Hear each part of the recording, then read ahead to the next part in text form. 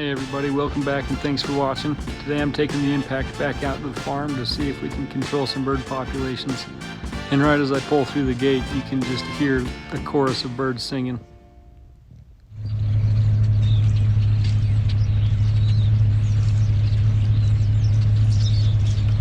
So I pull off and take aim at a starling on the water line.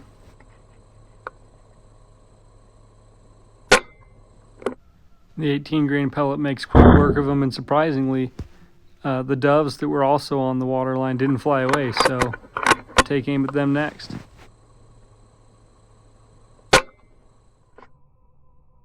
If I can with these doves, I try to do a headshot because I take them home and usually cook them for dinner. So get a double 2 in a row headshot on these.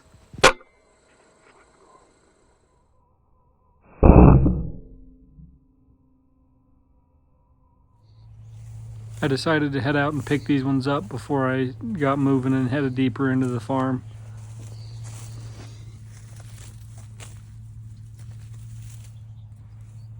I've mentioned before in past episodes, but these doves are an invasive species that were introduced into the United States back in the 70s, and the wildlife agency just wants them gone. And we don't want them on the farm either, so I line up on another one from a little bit farther away.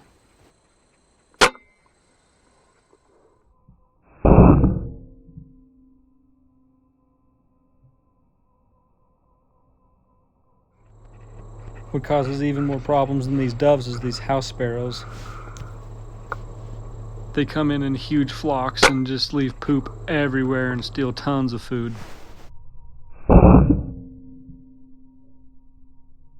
And luckily they usually don't fly too far when you shoot at them, so you get a couple of shots in a row.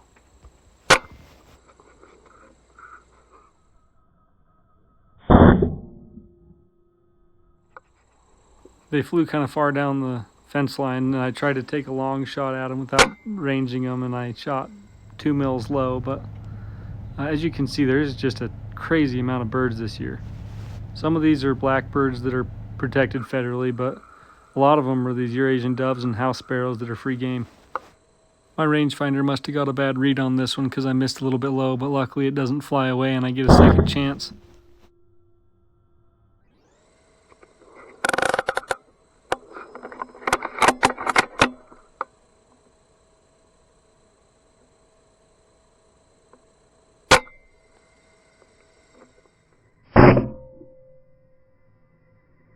There were a couple more doves on this power line, but when I lined up on them with the scope, I noticed that they were the native mourning doves that aren't in season and can't be shot with an air gun, so I let them slide. I decided to drive down to the lower corrals down by the river, and this is the definition of a target-rich environment. Look how many doves there are on this fence line.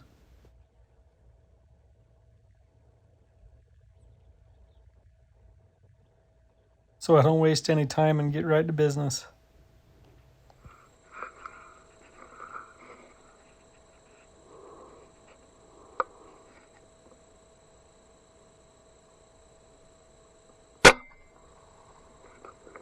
Some of these younger doves haven't picked up on the fact that you need to fly when somebody's shooting at you, so you can get a few more shots at them when the rest fly away.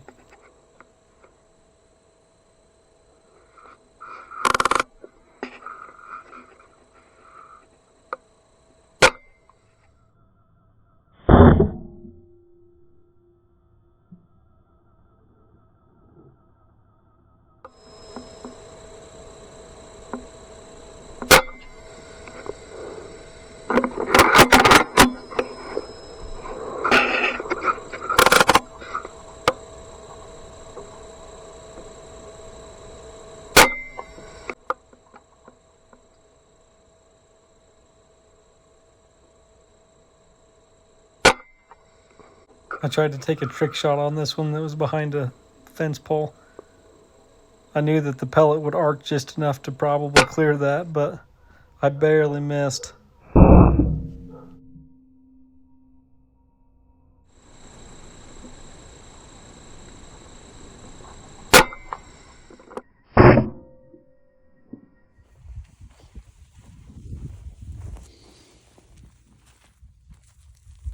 I headed out to pick up a few of the downed birds and bring them back to the truck, and as I was walking around, more just kept flying in. So back to the truck for some more shooting.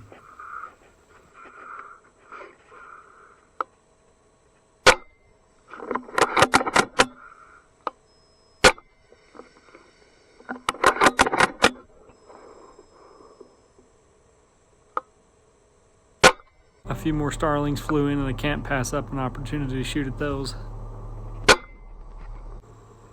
Another shot at a Eurasian. This time it was feeding time for the cows, and so all the birds started coming in expecting some free corn. I noticed that by the end of the day my gun was shooting a little bit to the right, so I must have bumped it. This one hangs like a Christmas ornament. This happens when you get a good shot on a starling that puts them out instantly, and their body just tenses their muscles and their feet don't want to let go. Alright, I'm going to call that a day. We shot as many doves as I'm willing to clean myself tonight.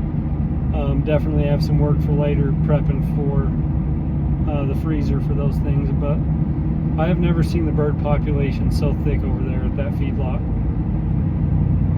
This was the wettest year on record since we've been keeping records for like 100 years, and that just made the birds and everything else for that matter reproduce way fast.